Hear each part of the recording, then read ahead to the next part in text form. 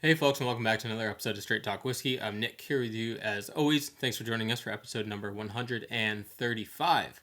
So today, I was a little bit scared when I was about to do this, being Jim Beam single barrel, because I thought I had already done it, sort of just last minute. I realized I hadn't done it, so that's a good thing. But I was a little bit scared here before the review, because I have done so many Jim Beam expressions, mostly the flavored stuff, which again is really not my cup of tea, but some of them are actually kind of interesting, and I can see where the allure is.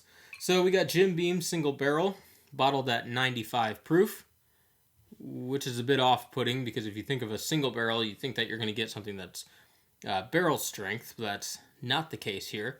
If you want that, look for a Jack Daniel's expression of single barrel at barrel strength. The at barrel strength is really the kicker there. So 47.5% ABV. There's really not much to this in terms of what Jim Beam is giving us about it, other than to say that only the top 1% of barrels that Jim Beam matures ends up in single barrel. For taste or quality, who knows? Maybe it's just the 1% of them make it into that bottle. I don't really know. But anyway, on the color, we got the similar bourbon colors of the coppery orangish brown hint to it. Let's go in for the nose. Now with the nose, you just get that classic bourbon smell. You get the beautiful like charred wood, vanilla, cinnamon, those red hot dollar candies I like to specify. It's a little peppery, a little earthy, but again, your staple bourbon nose on it. You know what you're getting when you pour this in your glass. And it's good to have a glass like this, a brandy snifter, just because it's a bigger flavor and aroma profile that you got going in there. So give yourself a little bit wider berth for it to get a little bit of oxygen in there and make its way to your taste buds. Now, the one thing that we don't know about this is the age on it. And people can speculate. They can say, well, I heard from such and such, or somebody said that it's this old. Unless I see it on the bottle, the tin or carton, whatever it comes in, or the website from the manufacturer themselves, the distiller, then I don't know for sure, because they can make this single barrel 10 years ago, and maybe that had an age statement on it, but it doesn't mean that the stuff that you see on the shelf now has an age statement on it, or has some age to it. So, yeah, the only thing that we know is it came from single barrel and that it's Kentucky straight bourbon whiskey. So we have that, but other than that, I mean, we've got the minimum age, but that's it. If it were under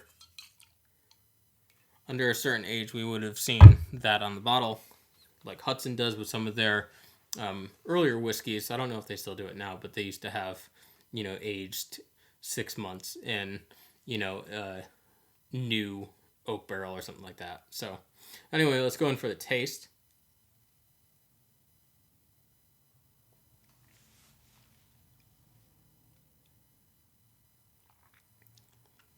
Now with this one, I gotta be honest, not the hugest flavor punch. It doesn't have those deep, really throaty, just like, packs a wallop bourbon note to it, especially being a single barrel. Now, I know they say that every single barrel is different, and yeah, that's probably true, but, Jim Beam has honed in their craft for consistency.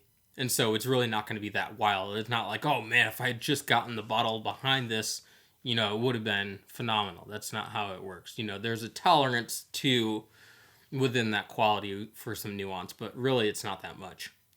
Especially if you think on the scale that they're producing stuff, then yeah, that one doesn't hold up. So anyway, a little bit of pepperiness, slight hint of vanilla, but I gotta say it's pretty weak on at least my palate.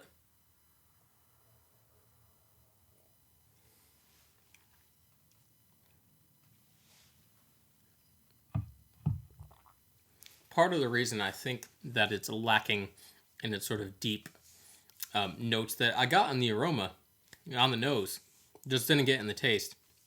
And it's because it's probably on the young end of the spectrum. It's probably just hitting the mark to be Kentucky straight bourbon, and that's it. Like, not a day after that, it seems.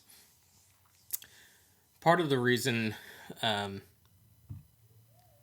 I'm probably not tasting as much as I usually do is because last night I decided to venture to the Irish whiskey side of things, but the Connemara cask strength, which is behind me over there, that's bottled at 57.8%, and that's one of the whiskeys that you can taste the next like 2 days, no matter how much you like brush your teeth or like rinse your mouth, like you're gonna have that aftertaste.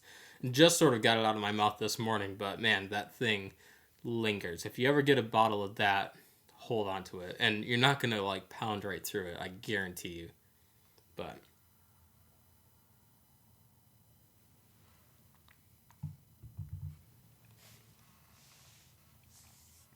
and another reason with this that it comes up short in my estimation is that it's only 95 proof. When you got a Jim Beam single barrel, you're paying, I think I paid like 50-ish.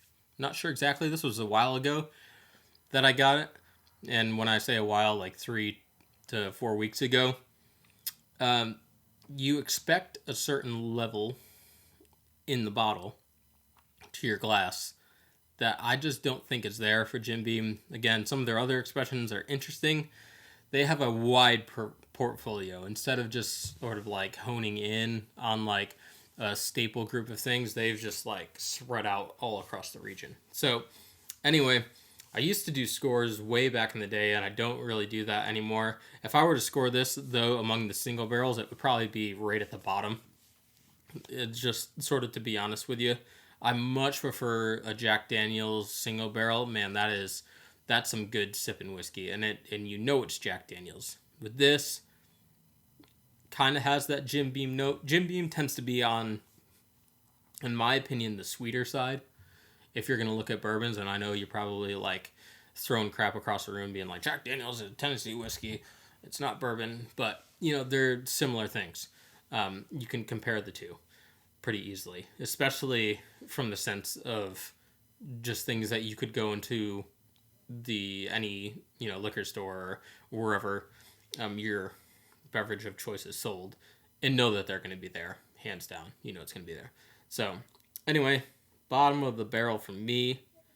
Probably going to take a while before I like push through this whole thing, but anyway, let me know what you think about it. If you're going to drink responsibly as always, and we will see you next time.